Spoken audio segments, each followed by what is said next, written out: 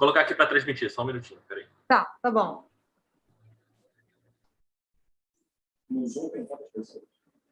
Pronto, estamos ao vivo já. Quando quiser, pode começar. Porque é só aparecendo só alguns, mas tem também no YouTube. Já foi? Já. Foi. Estamos ao vivo no YouTube. Gente, esse mundo híbrido é complexo. Então, eu vou ficar aqui, assim as pessoas também vão me ver. Tá? Não? Então, gente, boa tarde a todo mundo. Muito obrigada por estar aqui na primeira palestra presencial, né, pós-pandemia do PPGEE. É um grande prazer, né, ter essa palestra e hoje e como convidado o professor Emanuele Ziaco, escondido. Ele é o bolsista do nosso programa Campus Sprint e vem da universidade, vou falar o nome em alemão, Johannes Gutenberg Universität Mainz, ou seja, a Universidade de Johannes Gutenberg em Mainz, na Alemanha. E o Emanuele, na realidade, não é alemão, né? Mas é italiano e fez a graduação e o doutorado na Università della Tuscia, que é em Viterbo, na Itália. Depois ele fez um pós-doutorado na University of Nevada, Reno. Ficou lá uns 7 anos, né? Bastante tempo. Sim. Depois voltou para a Europa, foi para a Suécia, um pós-doutorado lá, e agora é professor na Universidade de Mainz. Então, na realidade, por coincidência, né, o Emanuele já veio aqui nos visitar no programa e deu uma das últimas palestras presenciais aqui do programa antes da pandemia. Então, é até curioso e interessante, né, saber que ele vai ser o primeiro a dar a primeira palestra presencial. Então, a palestra dele vai ser em inglês, primeiro porque ele não fala português, mas também porque, sendo parte do projeto Print, todas as atividades, a grande maioria do projeto Print tem que ser em inglês, tá? E o título da palestra dele é From South to Forest, How Wood Anatomy Holds the Secret to Understand Plant Response to Climate and Environmental Changes. Então, muito obrigada, Emanuele. Grazie. Eugênia, o YouTube não está rastreando. Não tá? Ah, tá. Então tem aquele probleminha, que eu acho que como é que a gente tinha resolvido esse problema, Cauã? Tá vendo? Tá assim. Sim, é porque a gente tinha... Ok, então a gente tem que sair... Espera. Ok. E compartilhar de novo.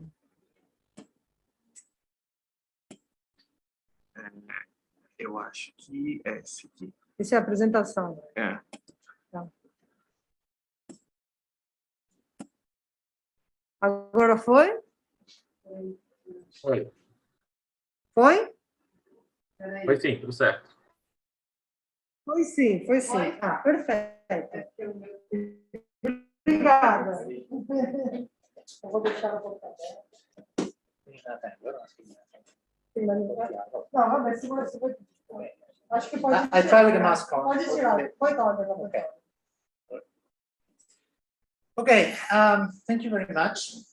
Thank you, Eugenia. Thank you, everyone. It's a real pleasure for me to be here again. I also feel the responsibility to reopen the season of in-person conference meetings. Actually, it's very interesting for me as well to be here because the last time I was here 2 years ago, it was a completely different world, pre-pandemic, pre a lot of things. So I'm very happy to be here today, and I hope that I will entertain you for 45 minutes, talking a little bit about wood anatomy. I am, as Eugenia said, I'm currently a professor of quantitative wood anatomy at the University of Mainz, Germany.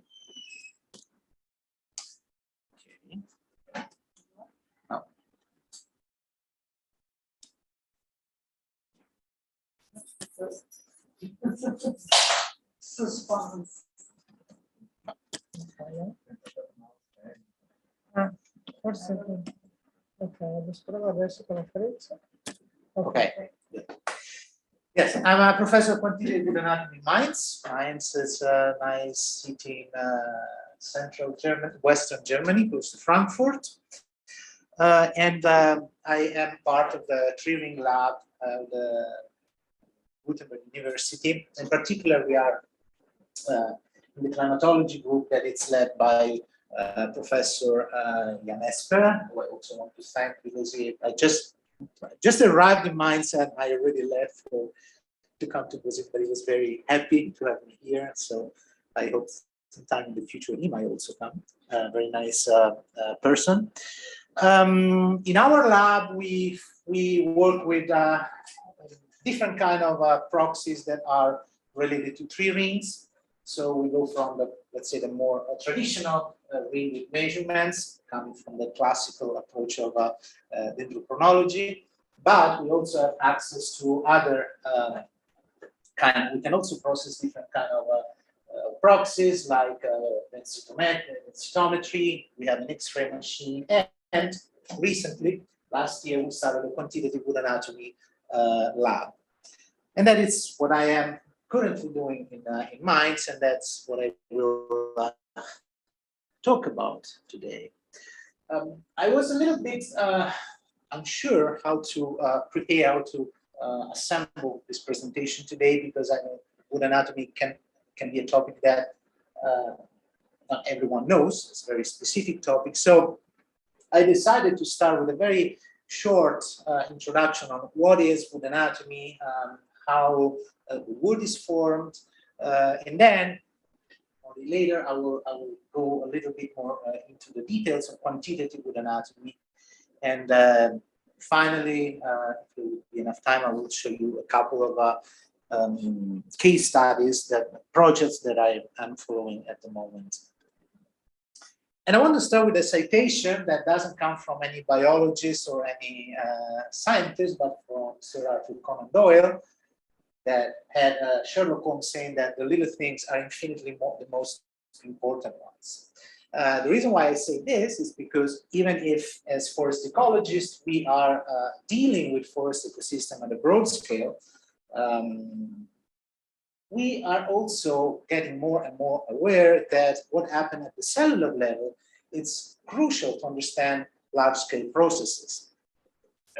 In the cells of the xylem, for instance, is where all the process related to carbon, water movement, carbon absorption start. So it's really important to start understanding how things work at a very small scale. Until a few years ago, unfortunately, we did not have the tools, we did not have the techniques to do this, but now, luckily, we are getting there, moving in that direction.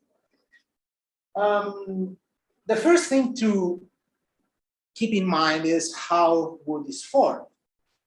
What you see here is a section of the stem of a tree. Usually we can identify three sections: the cross section, that is basically the surface that you look at if you take a tree and cut it; the tangential section, which is basically the outer part of the tree, of the stem; and the radial section, that is basically the surface that you look at if you cut the slice on this disc. In general, in dendrochronology, and quantitative wood anatomy, we are interested in what happened here at the cross section. Plant biologists, wood anatomists, in a more, let's say, botanical point of view, are interested in all of this section. But when we want to look at trees and tree ring proxies, this is where we focus our attention. And everything happening in the stem starts from this tissue, the cambium. The cambium is a very tiny layer of cells that surround the stem. It's formed by 3 to 8, 10 cells at most. And this tissue is very important because it is what this tissue is responsible to form wood every year or continuously if we are in the tropics. So basically, when the cambium activates, xylem toward the inside and phloem toward the outside. Xylem, or wood, is basically where the water from the roots flow going up to the canopy. So in the xylem, we have upward movement. Phloem is where the nutrients and the solutions that have been created through photosynthesis, or not created, been synthesized through photosynthesis, go back. So we have downward movement. In my field of research in quantitative wood anatomy, we focus only on wood, but there's also a growing interest in studying even the structure, the features of the phloem. So on the outer parts, what happened outside the cambium. So the cambium, I was saying, is this tissue that's around the tree, and it constantly forms wood where we don't have seasonality of climate, like in the tropics. This is a section of a tropical wood, and you can see basically that it's in the outer part, and that's the growing damage. But the first thing that you also notice here, if you look at this picture, is that we have different kind of cells here. We don't have, there's variability in here. And in order to understand wood as that structure, we need to think about what is the function of wood. So wood basically has three functions. The first one is, as I say, water transport from the roots, flow through the stem, and go up to the canopy. In that sense, we say that woods form the vascular system of wood plants. The second one is mechanical support. So the stem needs to support the crown of the tree. And you know that very well here in the tropics, where we have these huge canopies. The third one is nutrients and water storage. So to fulfill this tree, the cellular structure of the wood changed accordingly. But in very simple terms, we can identify three kinds of cells in the wood: fibers, parenchyma cells. They are often assembled in rays, because you see there are these long lines here, and vessels. Now, vessels are generally associated, but not generally, are associated with the water transportation function. So here is where the water flows. Parenchyma cells are used for water and nutrient storage. Fibers are generally, the main function of fibers is to provide mechanical support, so to make the wood stronger. Now the space here is limited. So these three kinds of if we measure the amount of vessel, parenchyma, and fibers in this image, or even in different ones, we can always put this fraction into a triangle like this, which is very something that it's known to any ecologists. So in other words, if we have more parenchyma, we sacrifice something in terms of vessels and fibers and so on. If we have more fibers, so we have stronger tissues, then the tree has to reduce the number of vessels and parenchyma. Now, these three kinds of tissues are found in every tree, with just one exception. So what I'm showing here is, on the left, an example of a microscopic image of wood in a hardwood species, so in a broadleaf, and this is in a conifer. So all of them, vessels, fibers, and parenchyma, are found in both, except that in conifers, we don't call them vessels, like here, but we call them tracheids. But basically, their functioning is the same. Their goal is the same. So tracheids are the cells that are used that are needed to carry water.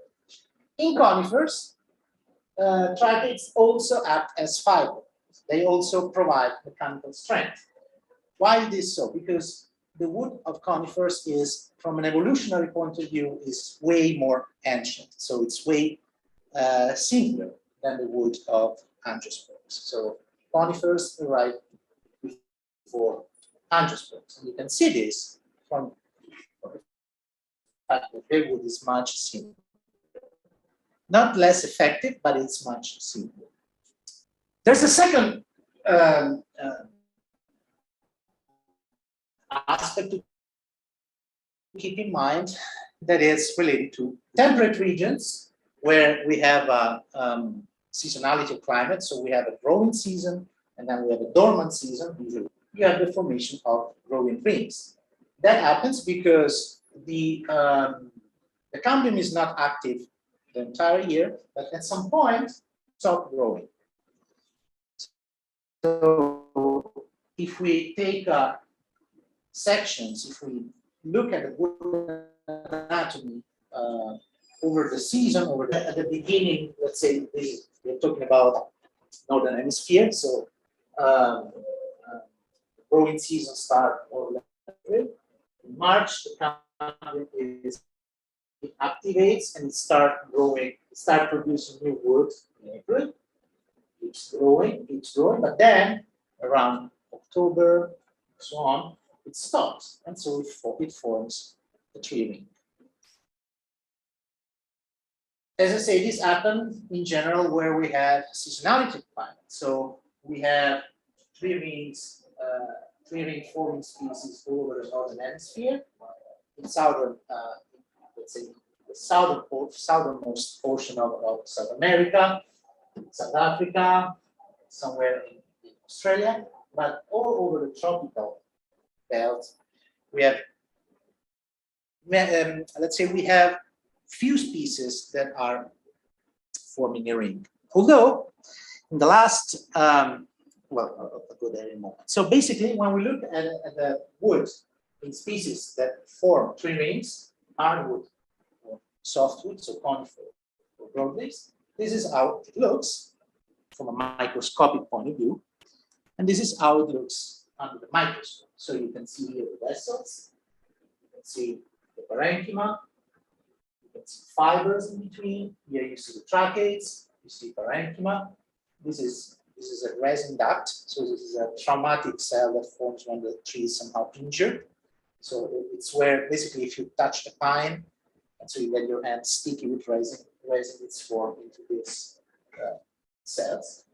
But this is how it looks. So again, you have all those elements, but you also have these tree rings, which are very important for us because each ring corresponds to one specific year. So we can date each one of these rings and create chronologies of any parameter, anatomical or just measure the size of the rings, which is an indication of how much the tree grows. I was saying about the tropics. So again, in most cases, tropical species show wood that it looks like this. So you have the vessels, because this is an angiosperm. You have parenchyma, you have a lot of fibers, but you don't see rings. However, in the last 30, 40, 50 years, there's been a growing interest in looking for species that forms tree rings in the tropics. And actually, we found, well, someone else found, many species. And this is an old paper, relatively old paper, because it's 5 years ago. And back then, they had identified more than 200 species forming rings. Perhaps we have more now. What is interesting is that in the tropics, the rings are formed for different reasons. So while in the northern hemisphere, tree rings, so that the ring is formed during the dry season or the cold season, so during the winter. Usually in the southern hemisphere or in the tropics, the ring is formed according to the alternance of wet and dry seasons. And in general, the trees stop growing during the wet season, when there's too much water to grow, and it grows during the dry season. So pretty peculiar behavior.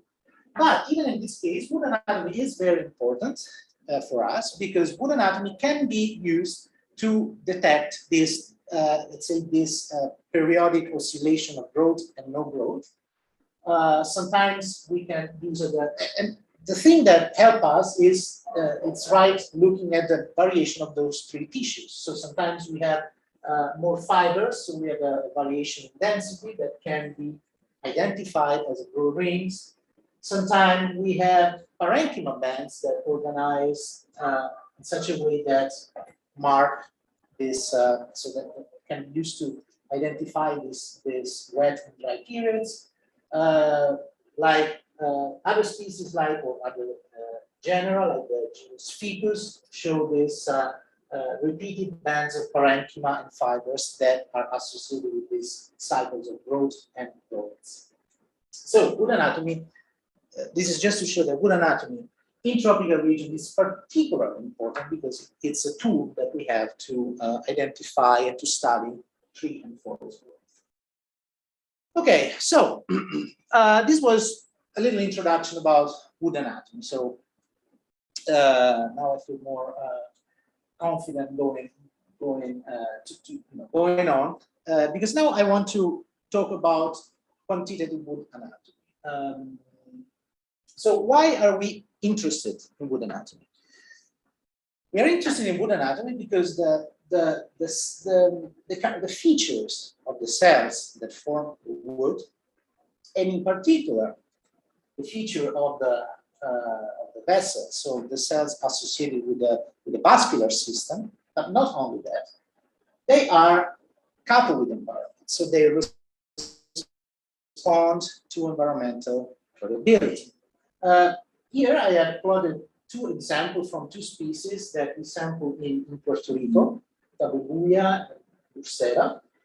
Same island, so same provenance, so same island of Puerto Rico, but from dry and from a wet location. And you can see, for instance, in this species, you clearly see a difference in the composition, in the tissue composition of the two samples. So here we have more vessels and less of these parenchyma bands and this and more fibers. Here you have more parenchyma and you have these light fibers, which means that the density of the wood is different. And so even the anatomy, the composition, the anatomical composition of this tissue is different. Here, even easier to see, in these other species, in the dry location, you see a difference in the number and size of the vessels. So in dry conditions, you have more vessels, but smaller. In the moist, in the wet location, you have fewer vessels, but larger. So wood anatomy, the feature of the cells change with the environment. And why are they important? Because when we want to study the process of forest growth, we generally start by looking at the tree rings when that is available. Or if we are, for instance, in the tropic, we have other tools. We have sensors that we can use to monitor tree growth at the whole plant level. But the environmental factors that influence wood anatomy, or even the temporal scale where the sensitivity of wood anatomy is observed, sometimes it's the same than ring width or sensors, but sometimes it's different. So we have a different set of combinations. So for instance, we can have trees where we monitor growth using ring widths or sensors. And we can, if we look at the wood anatomy in those trees, we can see that wood anatomy is affected by different environmental factors. Sometimes by different environmental factors at the same temporal scale, but in other cases, wood anatomy is affected by different environmental factors at different time scales. So basically, from looking at just one tree, one species, one population, we can get access to a broader set of information about the functioning of that species, of that population, of that community. And that is when using wood anatomy gets very interesting and very important. So basically, quantitative wood anatomy is a recently developed science that it's focused on understanding, measuring the variability of the cellular feature of the xylem in trees, but also in shrubs, even in herbaceous species. Every time you have some kind of woody cells, you can basically apply the techniques of quantitative wood anatomy.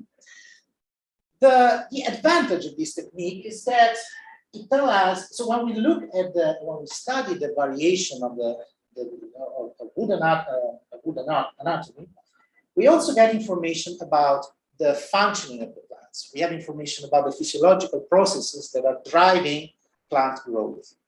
And so we can have access to a more, let's say, mechanistic understanding of the relationship between climate, environment, and plant and forest growth.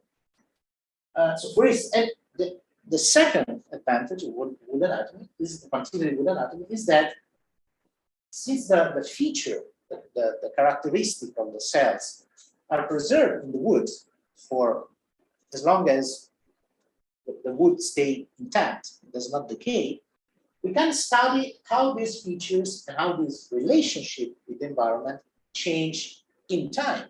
So for instance, what you see here is an image of a section of a pine where they were able to measure the variability of the thickness of the cellular walls. So basically the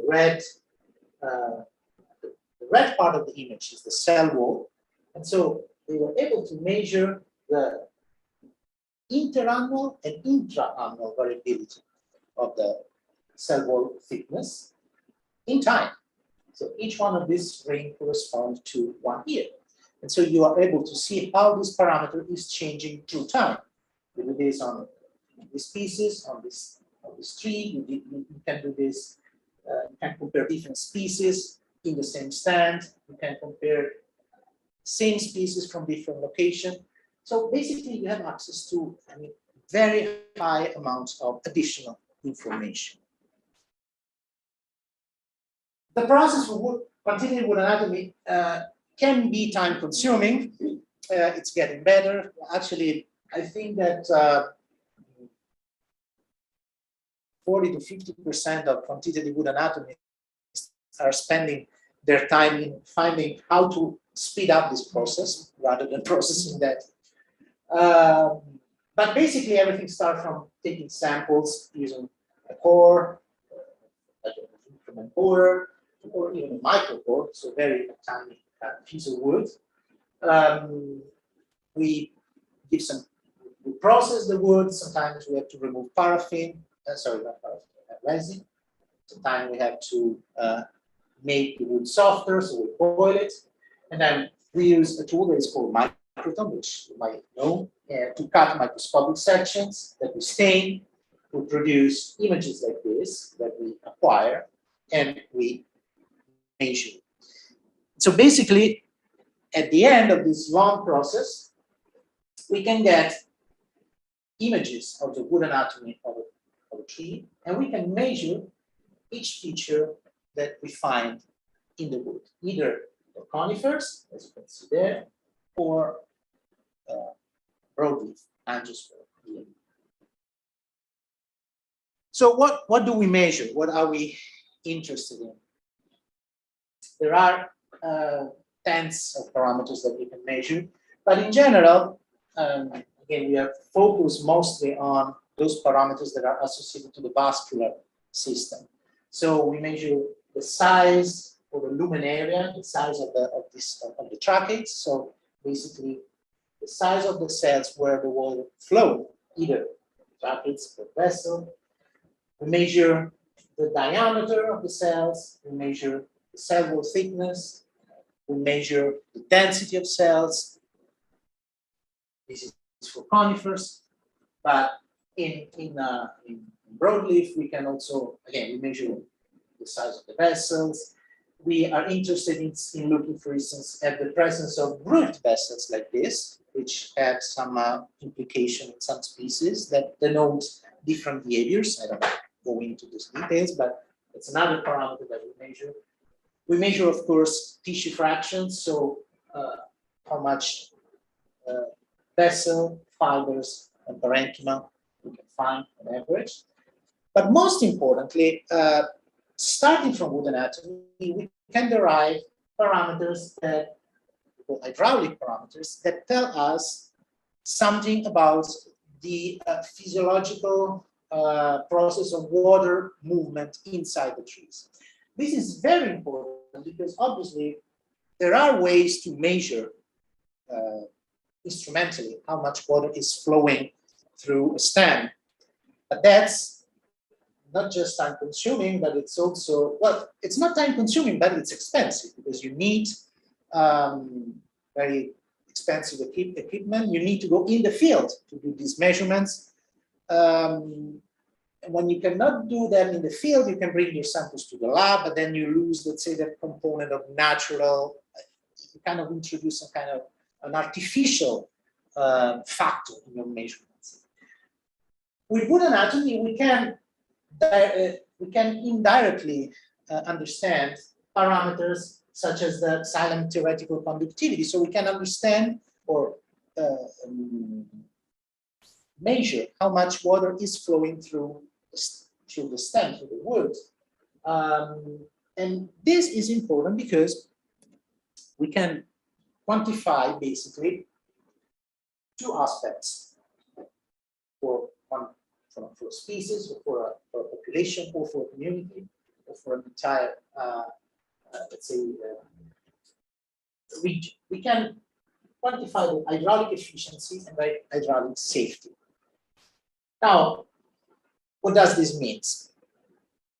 When you think about a tree, you must think of it as a very, very efficient hydraulic machine. So the tree gets water from the soil, from the ground, through the roots, flow through the stem, and it gets to the canopy, and it's lost through transpiration. This happens exactly the same way as we sip water from a straw. So we apply a negative pressure, and the water from the glass come up through the straw. And that's it's exactly the same process in trees. This process, so trees are have evolved in such a way that they can maximize either efficiency or safety. They cannot be efficient and safe. Depending on environmental conditions, they maximize efficiency, they maximize safety. What does it mean, maximizing efficiency? Maximizing efficiency means that they create a wood anatomical structure made in such a way that they absorb more water faster, and they are able to move water faster from the roots to the canopy. But if they do so, if you have high efficiency, you also have higher risk of something going wrong. And what can be wrong? What can go wrong? So when trees are pumping water up from the ground, again, they're exposed to these very negative pressures. If in one of those vessels, one of those, let's say, straw where the water flows, there's an embolism, there's a gap, there's a hole, the water flow will stop, and the tree won't get any water, the canopy won't get any water. So over a long time, this process can be fatal, lethal for a tree. I like this image here because it's simple, but it basically describes what's happening into a tree. If you have a long straw and you try to suck water through a long straw, it's really important that this straw is it's intact. There's no hole, there's no air entering it, because when you sip into a straw, you are applying vacuum pressure. If someone makes a hole in this straw, the straw is no longer working. That's exactly the same happening for trees. Each cell, each vessel, each trachea behave exactly as a straw. So the smaller the straw, the higher the pressure that you can apply. The larger the straw, the lower, the harder would be to pump water, to get water from either the glass or the ground. Obviously, this kind of straw, in this kind of straw, you can move more water than this one. But this one is safer because this one you can move water applying a lower pressure than in this one. Is that clear, or am I confusing things? Okay. In fact, when I don't know if you ever had one of those cocktails that they give you in those long glasses, and they give you a straw. They don't give you a huge straw. They give you a small one, because otherwise, to suck on that straw, you will have to ask help from friends. And that's exactly how it works in trees. So trees adjust the size of their cells depending on their environmental conditions. When they have water available, so when the conditions are safe, so there's limited risk for the formation of embolies or for the formation of cavitation of holes and the gaps in the systems, they create larger vessels. So they are more hydraulic efficient, and they sacrifice safety. When there is not much water, desert, arid environments, they produce smaller vessels because they prioritize safety. And as I say, it cannot go. Sorry, I'll show this first. It cannot go. It cannot be at the same time efficient and safe. So these are real data from trees that I've measured in the desert of Nevada. And so you see that as we increase the hydraulic efficiency, we decrease the hydraulic safety and vice versa. So how do we measure this with wood anatomy? There are very simple parameters that can be calculated. One is this one, the silent specific conductivity. It's basically the amount of water that is flowing through the unit area. So if I measure the size of the cells and the size of the cell wall, I can calculate easily this parameter. The parameter for hydraulic safety is the cell wall reinforcement. So basically, we can calculate the ratio between the diameter of the cells and the size of their cell walls, and basically understand how much the cells resist to implosion. So imagine that this was a straw. If there was too much negative pressure, if the cell walls are too thin, those walls will collapse and won't work anymore. So this parameter is used for identifying hydraulic safety. Why is this important in the context of climate change? Because looking at these parameters, we can understand a lot about how forest ecosystems are currently coping with climate change or with environmental changes. This is a study that was published last year from colleagues of the University of Padua, where we had one of the most important centers for continuing with anatomy. Basically, they calculated, they studied, this was carried in Chile and Argentina on Araucaria araucana. So it's a conifer species that forms tree rings. So they were able to calculate the hydraulic conductivity in this species back for until the 1800s, so for more than 200 years.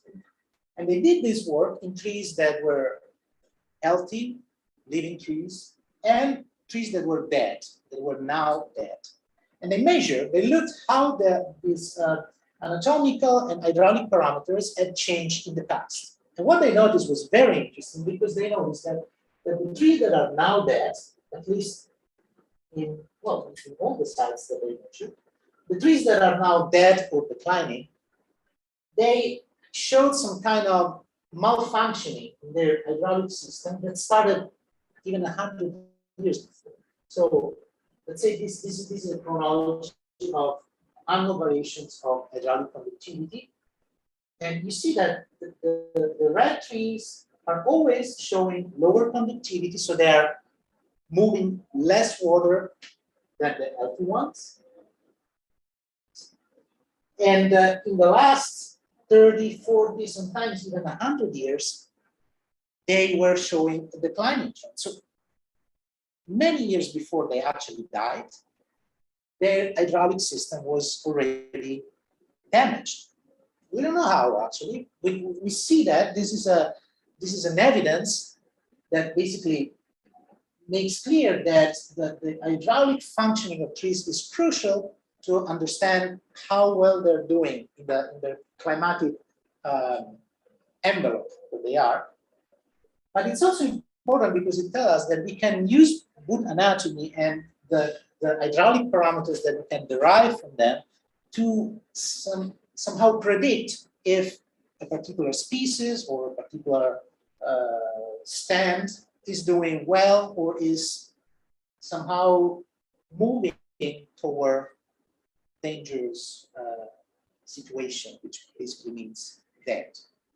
And this is one of the most intriguing application of wood anatomy at the moment, in my opinion. Okay, so, well, not bad. So, okay. I wanted to show you a couple of applications of these techniques from two projects that I'm currently following. One is a project that I was following while I was in Sweden. You are authorized to say if you were in Sweden why you were studying trees in Puerto Rico. That's a good question. The reason I think is because it's so cold and so dark in Sweden that they try to fly to Puerto Rico as much as they can. And of course, it's a work that was, I was part of the team. Other people were more involved in this work. But basically, the idea of this project was to go to Puerto Rico and to collect wood anatomical data from 10 species, particularly in the the east side of Puerto Rico, in the Luquillo National Forest, Luquillo Experimental Forest, that is part of the El Yunque National Forest. So in the pluvial part of Puerto Rico. Basically, what we wanted to see here was how wood anatomical traits would correlate with growth in this species, and particularly, and also secondarily, also to see how wood anatomy responds to major disturbances, in particular hurricanes. So, Puerto Rico is exposed to frequent hurricanes. There was a very strong hurricane in 2018, Hurricane Maria. So this was the situation before the hurricane, and this was the situation after the hurricane. So we wanted to see how, if there was any change in the anatomy of the woods in these species and in these trees that survived the hurricane. Now, unfortunately, we don't have tree rings in this species, but we have sensors. So we were able, by looking at past measurements of stem enlargement, we were able more or less to place in time on every sample when the hurricane happened. Sometimes, and to quantitatively measure, see if there was a difference. So for instance, in this sample, you see a difference. Something changed in the pre and post. Unfortunately, this was one of the only cases where this happened, but it's a different story. So we went there, well, they went there, unfortunately, I was not able to go, but we went there, we collected wood samples, prepared these microscopic sections, we scanned them, we also digitalized them, so we produced a digital reproduction of each sample that we use to calculate basically the distance of each cell, each fiber, each parenchyma cell from the cambium, from the outer part of the sample, in order to be able to place them in time. So for each sample, we were able to define, in each sample, we were able to define where the hurricane happened, and we were able to define 3 different periods, 3 different let's say, two different periods in which investigating wood anatomical features in relation to throat. This was done indirectly because, again, we don't have 3 rings, but the measurements that we had in the field and in the lab were made to the best of our accuracy. And so we measure a lot of parameters related to tree growth and to wood anatomy and divided them in these groups. So basically,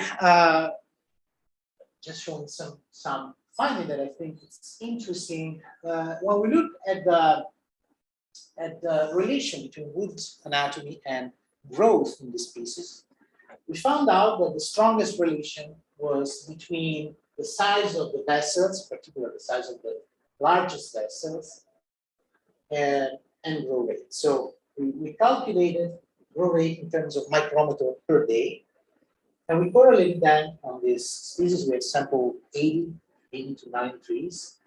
And so basically we were able to see this clear relationship. So faster grow rates were associated with larger vessels, which means that when trees were able to get access to more water, they were growing faster. But we also noticed that this relationship was somehow broken by the hurricane. So this interval, this sampling interval here, is the one that happened right after the hurricane. And you see that the relationship here is very weak. As we move away from the hurricane in time, trees tends to return to this. So this relation gets stronger and clearer in the evidence. But there was another interesting aspect that we noticed. This relationship, this positive relationship between vessel size and growth, was evident at the community level, but when we plotted at the species level, basically every species was behaving by itself. We are now trying to place these data in a broader context of understanding the ecological niches of each one of the species. So I don't want to risk saying anything else, but it's definitely something interesting that it's seen in literature in other environments. So basically, when you look at this, even if it's anatomical data at the community level, you see one relationship that sometimes is very clear, very evident like this, and then go into the details. Each species behave differently, or each population. So perhaps you may know this, an answer to this better than I do, because you are more, your understanding of ecology is certainly better than ours. But one thing that we also noticed, for instance, was that after the hurricane, each species showed a pulse in growth. So, and that was quite obvious because the hurricane killed many trees, and the ones that survived had access to more nutrients, less competition, and so there was a pulse of growth in all of them. But what was interesting to notice was when we looked at the wood anatomy, for instance, if there was any change in the size of the vessels, we found that basically only one species, first of all, there were different responses. Some species were showing an increase in vessel size. Some species didn't show any significant increase or any significant change. Some species showed a decrease. In fact, only one species showed a significant change in the unexpected direction. So there was a reduction in the size of the vessels from pre to post. Probably the reason for this change is that this species here, when exposed to, when competition was reduced, it was also more exposed to wind because there was more space around each tree. And so perhaps if we look at the composition of fibers, we will see that this species increased the quantity of fibers to get the stem stronger, and so it sacrifices vessel size. So it reduced its capacity to conduct water, but it strengthened the stem, the strength of the stem. Anyway, as I said, these are this is a work in progress, so we're still working on this data. The second one, very quickly, that I want to show, it's another work that we have just submitted, and it's right focused on understanding patterns of hydraulic efficiency and safety in two species, coexistent species from the Western United States. We are talking about an area that's also called the Great Basin. And the two species that we studied were Pinus flexilis and Pinus longeva. So you can see their distribution is overlapping, but growing in a very dry, arid, desertic environment. They're very much exposed to climate change. So their distribution is retreating. They're moving upwards toward the mountains to escape drought and heat stress. Basically, here what we wanted to understand was, again, looking at the hydraulic functioning of these two species, see if there was any difference between the two, and see how they were doing, if there was any change in light of the current climatic and environmental changes. So we went in the field and we took samples from several trees along the entire stem to increase our sample size. So we quantified wood anatomical parameter and hydraulic parameters over the entire stems of several trees. We have 3 rings in this case, so we were able to build chronologies. We were able to calculate each one of these parameters for at least 24 years, from 1990s to 2013.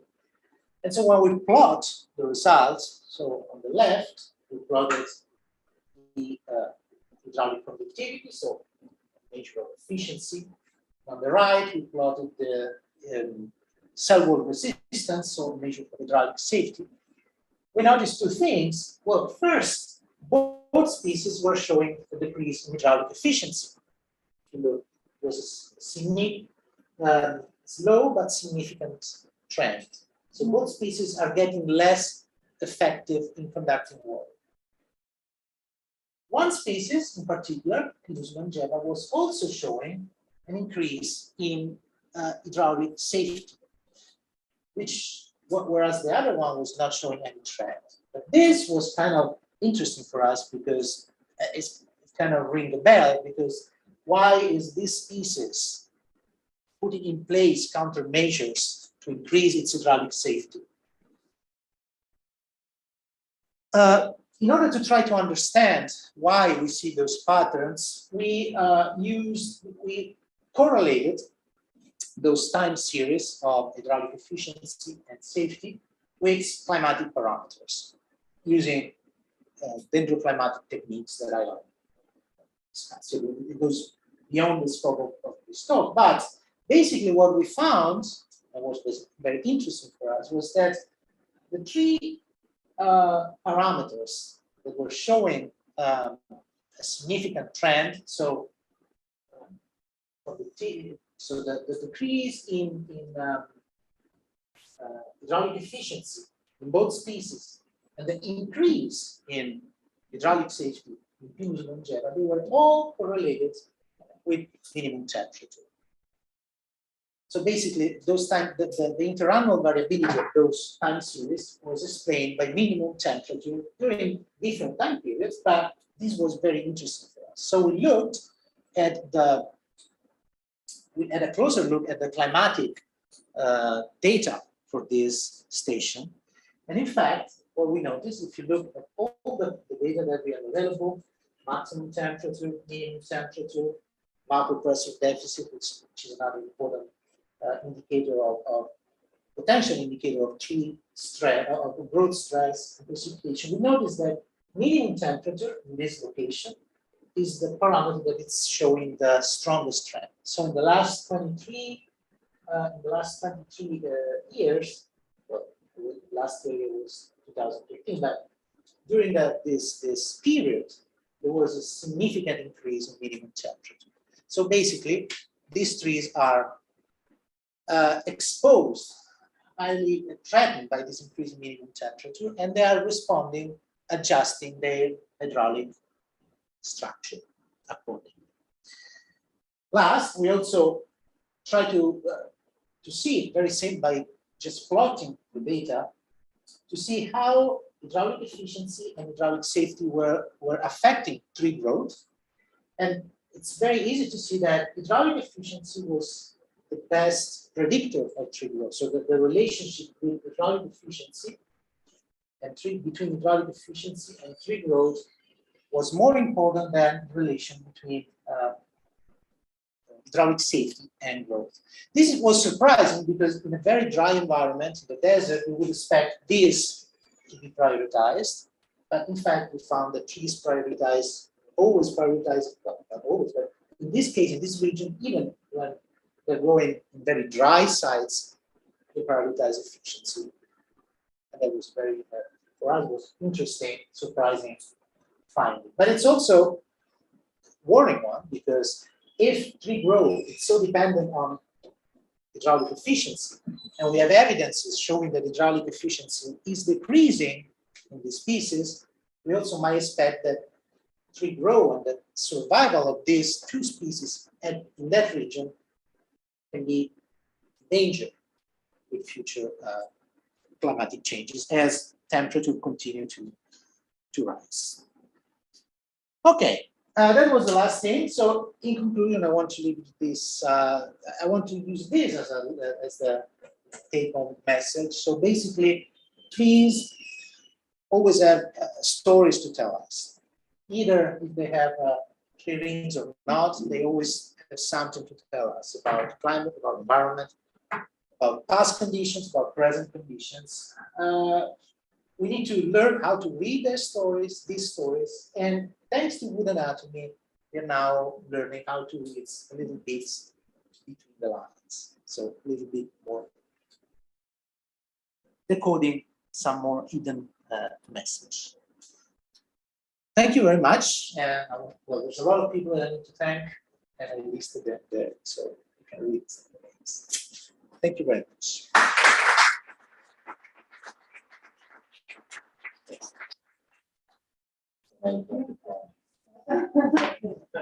Thank you, Emanuele. Se alguém tiver alguma pergunta, pode também fazer em português. Ele entende um pouquinho, mas a gente traduz. Então, muito obrigada, Emanuele.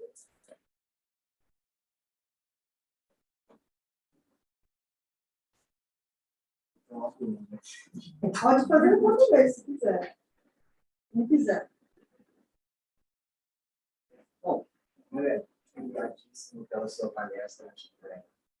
Eu sou do Laboratório de Ecologia Vegetal, a gente está bem representativo aqui das pessoas, então é maravilhoso, especialmente para a gente assistir seus resultados, por exemplo, e a importância de usar essas características da madeira para a gente predizer a resposta da vegetação às mudanças climáticas.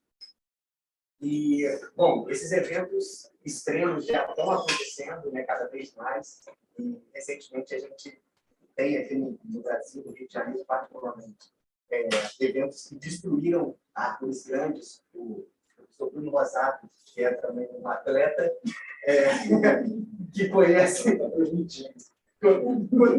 acho que a vivência de campo dos biólogos é fundamental para a gente fazer essas observações que fazem a gente perguntar o porquê que algumas árvores, por exemplo, podem ser mais vulneráveis a eventos de distúrbios, como chuvas pesadas, no seu caso, de Porto Rico, os furacões, etc. Então, a minha pergunta para você é quais são as limitações e as vantagens que a gente pode ter nesse tipo de abordagem para predizer quais são as espécies mais vulneráveis a esses eventos de distúrbio. Em particular, as limitações. Sim, sim.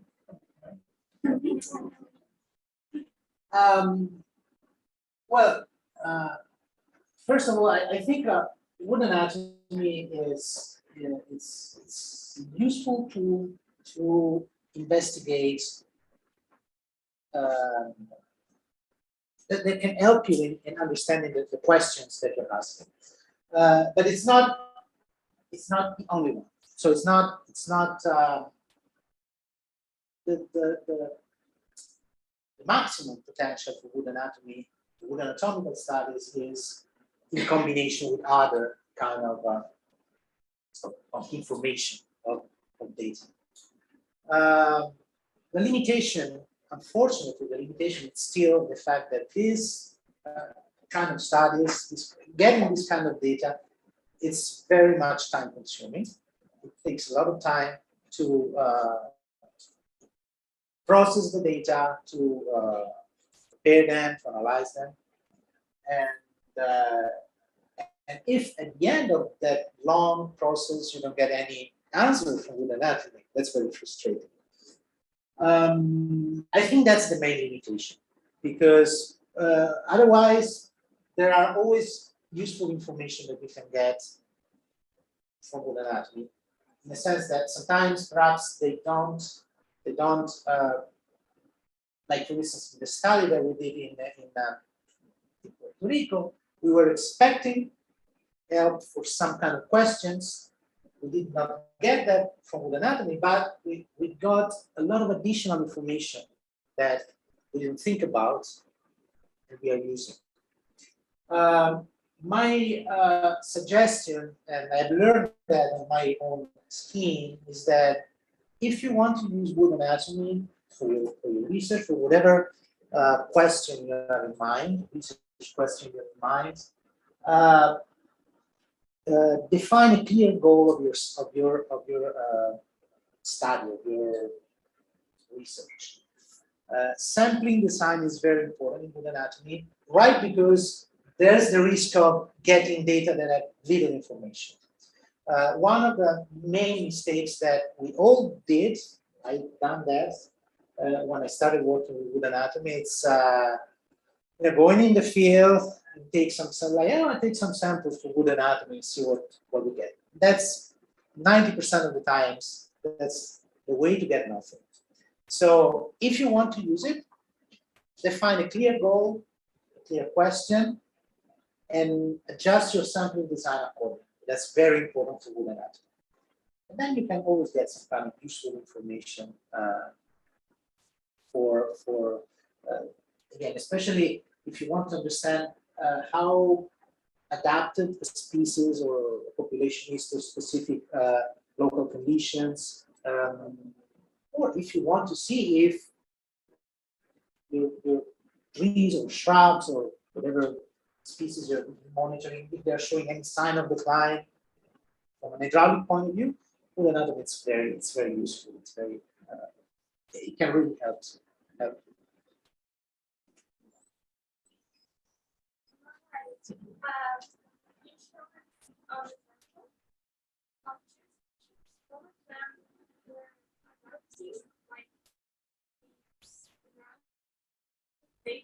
And the other was not responding. We don't know why some species are not likely to adapt to their waters.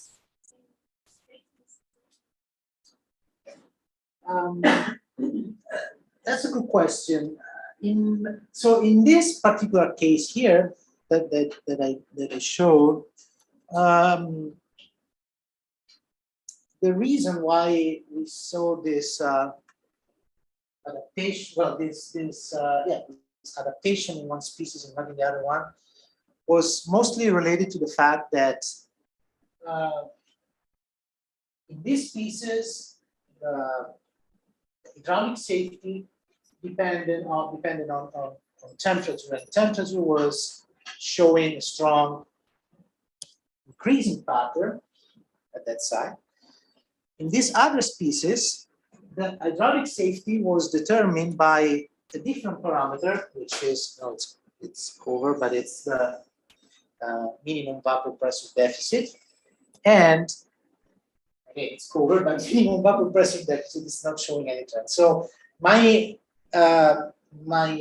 opinion here is that we are seeing that response in one species and not in the other, because the parameter that it's showing, that it's driving hydraulic safety in this species, in Pinus grangera, it's showing a strong trend, whereas the other one is not. There are obviously species that are more plastic, that show higher, that show genetically capacity to respond faster. And it's still not very much understood, not very much investigated, the role of the environmental and genetic component in defining the plasticity of the species. At the moment, what we know is that the plasticity in wood anatomy is mostly driven by environmental conditions. So it's linked to external conditions. Like this data, for instance, suggests something like that. But there's still a lot to know in that sense. We don't really know how important is the genetic component. For instance, this same species here, Pinus longeva, that it's showing this level of adaptation here.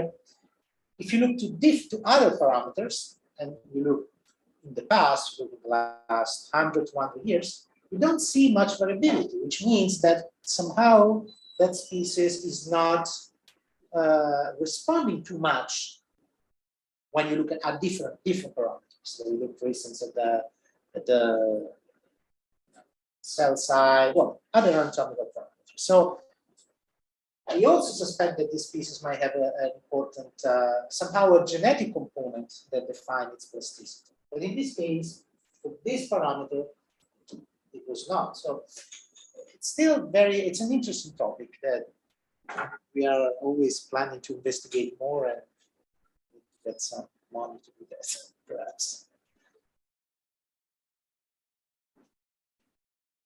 Well, Yes. thanks a lot for your really nice talk. Oh my God. It will go. No, no. Well, my question to you is actually a reflection to myself. Don't you think that we should measure conductivity as a ratio with mass rather than cross-sectional area to get the energetic costs associated to design? Because, well, we know that for some species, the relationship between efficiency and safety is not linear.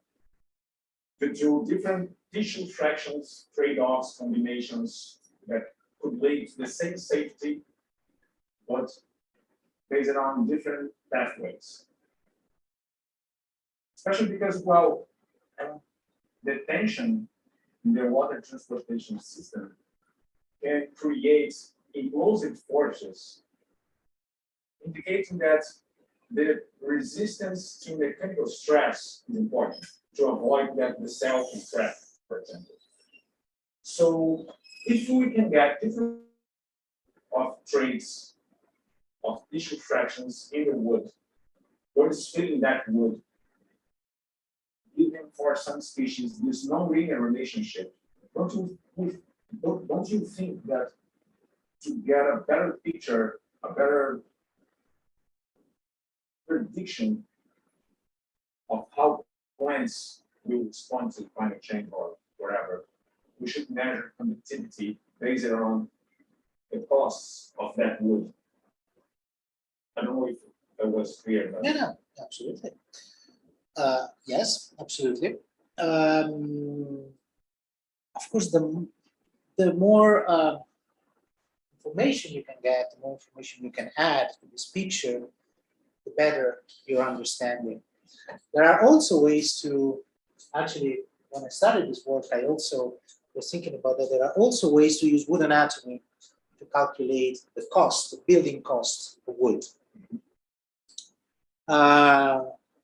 However, the reason why I decided not to go with that is because if you look at this, but when you look, for instance, at the relationship between conductivity and wall reinforcement and carbon cost derived to wood anatomy, they're very much correlated. So basically, you can use, like for instance, the parameter that I use here, this relationship basically, it's the, sorry, this one, it's the same if you plot with cell wall reinforcement or carbon cost. But it's been done. So there are several studies actually that use this mass-based approach that we say, that you mentioned. What I think it should be done, and I haven't seen it done, it's a study where you use the mass approach and this one as well to see. Obviously, yeah, that would give you a much better picture. It would be also important to add canopy parameters that are, like if you look, for instance, a leaf area, stomatal conductance, they are all somehow related to these ones. My personal comments or concern against using too many data, too many information is that, and it's not a concern, it's just it's a consideration. The more parameters you try to get from the canopy and the stem using this approach that you mentioned, the more you have to take samples out of the lab, out of the field, bring it in the lab and measure. You get great results, perfect understanding of the theory governing these relationships, but you're not in the field. Are you sure that those relationships still hold true in the field? I'm saying this because I've seen many talk and seminars of plant physiologists that have done excellent work studying the hydraulics of plants, of seedlings in the lab with measurements, and they got excellent results. Absolutely valid. I'm not questioning the results. But if you look at those laws of those theories, those numbers that they found out, according to those numbers, basically no one of these trees should survive. So they say, well, if you find a pressure of -1 megapascal, the tree is doomed and it's going to die. If you have a temperature of -10 degrees, the tree is going to die. Then these trees that I sampled here live 5,000 years. So I personally, and perhaps I'm wrong, but I personally prefer to go with this approach, with an anatomical approach, because you can get whatever information you get here, as with all the limitation that you get, it comes from real trees, real populations, responding to not just to climate, but somehow integrating the fact of competition, of soil fertility, nutrients, and so on. Certainly, if there are also studies that are trying to implement this approach based on different sources of information, canopy, and so on, and do these measurements as much as possible in the field. And of course, it's totally. I have nothing against that, and I'm sure that they will give us a lot of that. But just to say, you can also estimate carbon costs, or the carbon. The building costs in terms of carbon for wood, using wood anatomy with techniques like this in the field. So it's just depending on which data you want to use. Then I use these two ones, but I could have used that as well.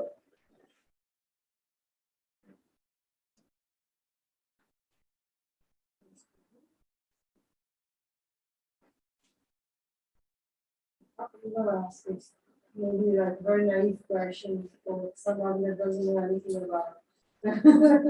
That was experience of pouring. Yes, I did. It was very fun. It was a lot of fun. And which kind of different information do you get by like getting samples from different types of the trees? Right? I see that in this study, you sample like a different types. Which do you get? What kind of different information there?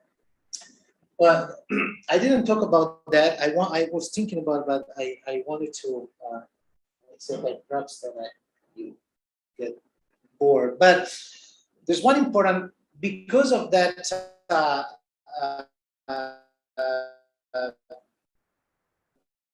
consideration that we're doing about the tree, it's not constant from base to the tip.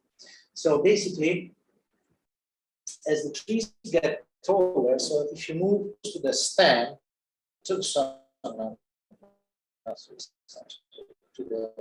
top of the tree, the vessels becomes smaller. No matter, and it's not climatic, it's not environmental, it's physical.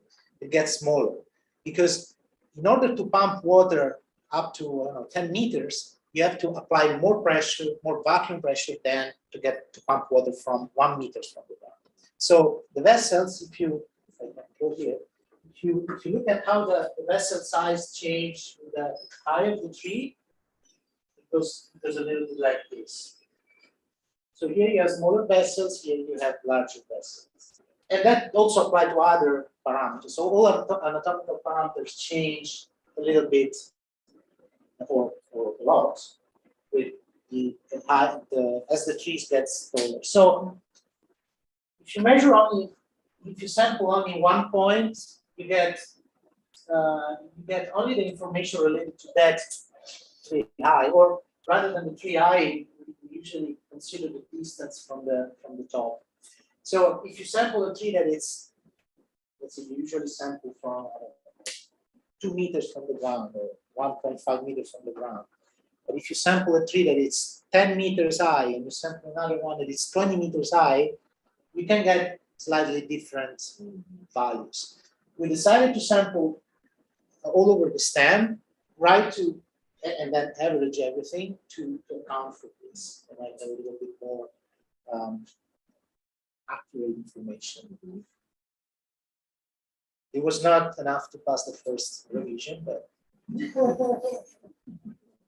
tried. Yeah. So. Only between the paleontologists and dendrochromatologists, they try to sample the tree the lowest possible to get another chronology, right? How does this affect the climate studies in wood anatomy? Because do you have to consider this medium of cell walls thickness through the entire stem, or can we keep with the classic approach of sampling breast height? That's a very good question. It's a very good. It's a much debated question. Now, the thing is, if you're looking for a paleoclimatic proxy, let's say after a certain distance from the stem, from the top of the tree, then the increase in or the change in anatomical parameters, it's lower. It's minimum. So if you sample, even if the trees are slightly, their height is slightly different, and if you sample a slightly different distances from the top, in terms of paleoclimatic process, that's not a big deal. It's not affecting your data very much. But in this case, because we wanted to derive physiological parameters, we try to consider that as much as possible. Obviously, we couldn't get to 10 meters or 20 meters, but we try to do that. But for paleoclimate, it's not, that difference is not much relevant. It's not so just kept the classical yes. skills and method. Yeah. I have a last one. Yeah. Claro. Well, actually, it's something related to what you have asked, Eugene. The spectrum that occurs with the heights. So we should expect that the branch, for instance,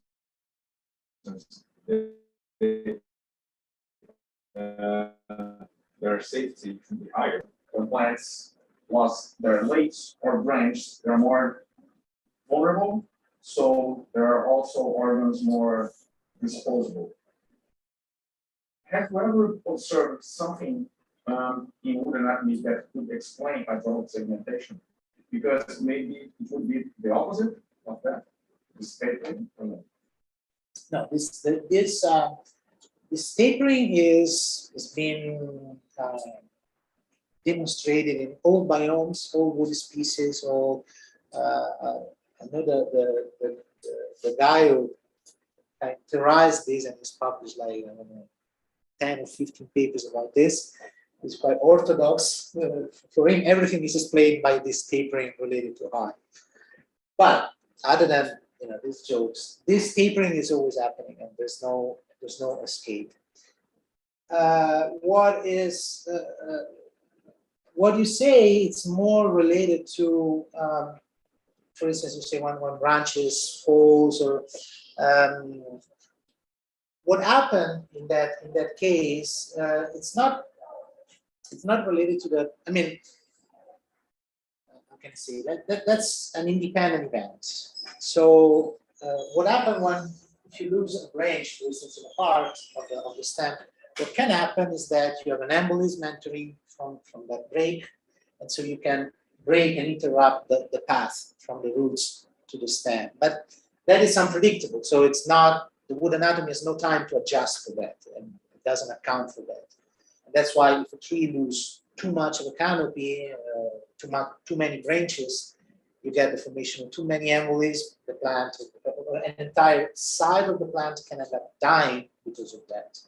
So wood anatomy in that sense cannot do anything. There's no time for adjust for that. What can be done, and what wood anatomy can do, it's avoid that these embolisms, when they happen, expand to other parts of the stem. So some species are better than others at compartmentalize this breakage, and so they either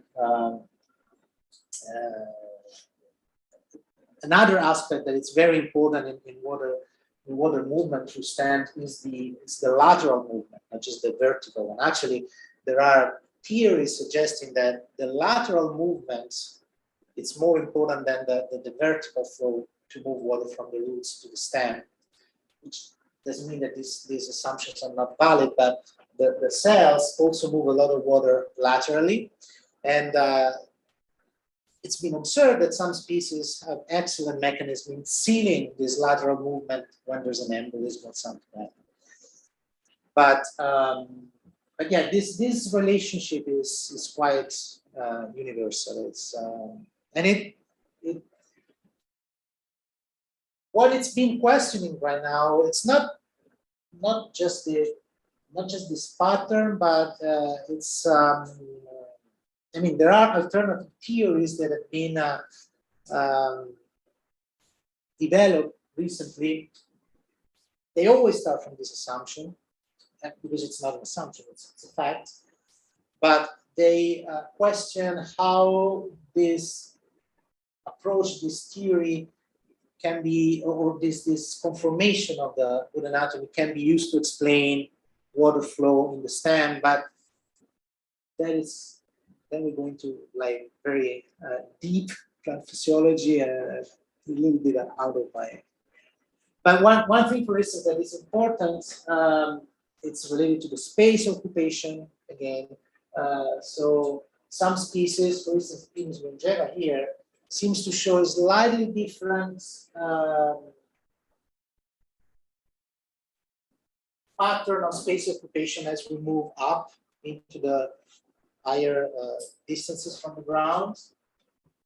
We don't know very well how that is affecting the hydraulic functioning of the trees. It's something that it's for studying.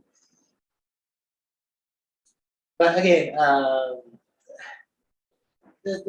we are a little bit at the border between one discipline and another, you know. So sometimes we, as dendrochronologists, let's say, try to step a little bit too far, but and I understand why we do that. Other times, plant physiologists, in my opinion, step a little bit too far in the other side, and it's a very cross-disciplinary field. So that's why it's so fascinating. yeah. não tiver mais perguntas, vamos ver se tem perguntas do Zoom ou do YouTube. Não, por enquanto tem uma pergunta, né? No Zoom e no YouTube. Tem aqui? Tem uma ou nenhuma? Nenhuma pergunta. Ah, tá, ok. Então, acho que podemos fechar, né? Se não tiver nenhuma pergunta, eu agradeço imensamente ao Emanuele pela nossa primeira palestra presencial. Todos vocês que viram aqui, é claro, também as pessoas que estavam no Zoom. Então, obrigada. Grazie, Emanuele. Obrigada, gente. We have to talk more.